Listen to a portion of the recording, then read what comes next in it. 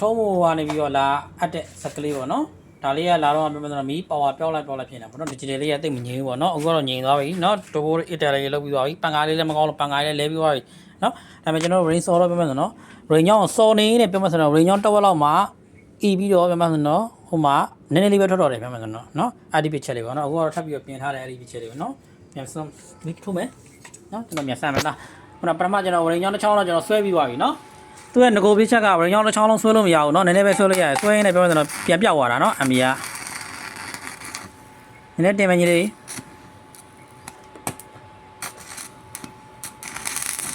โอเคအဲ့လောက်ဆိုရပြီအများကြီးတင်တာမလို့နည်းနည်းတင်အဲ့လောက်ဆိုရပြီအဲ့200လောက်ထားလိုက်ဒါလျှောက်စော်လို့ရအောင်လို့ငကိုရဲ့အကိုပြချက်ကဒါစော်နေနေအခုလိုစော်နေနေပြောမှဆိုတော့ပျောက်သွားတာနော်မီးပျောက်သွားတာပြောမှဆိုတော့စော်နေနေမီးကလုံးဝပြန်ပျောက်သွားနေသွားတာဗောနော်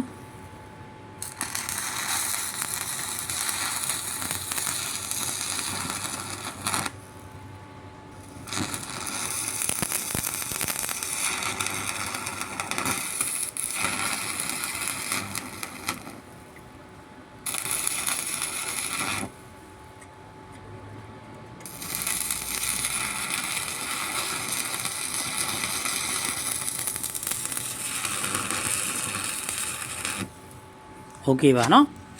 ကောင်းပါတယ်နော်ဒါပေမဲ့တစ်ချောင်းလုံးပုံစော်လိုက်မယ်နော်ဒါပထမတစ်ချောင်းလဲစော်ပြီးတော့ဒါနောက်ဒုတိယတစ်ချောင်းပေါ့နော်ထပ်ဆွဲရတာနော်တေချောင်းလို့တော့ဒီမှာတော့တေချောင်းထပ်ဆွဲရတာနော်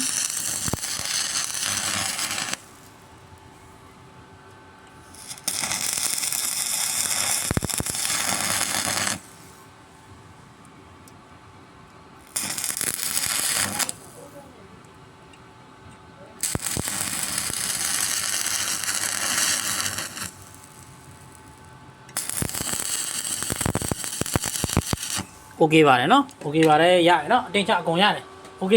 ရပါညီလေးပြေးလိုက်တော့နော်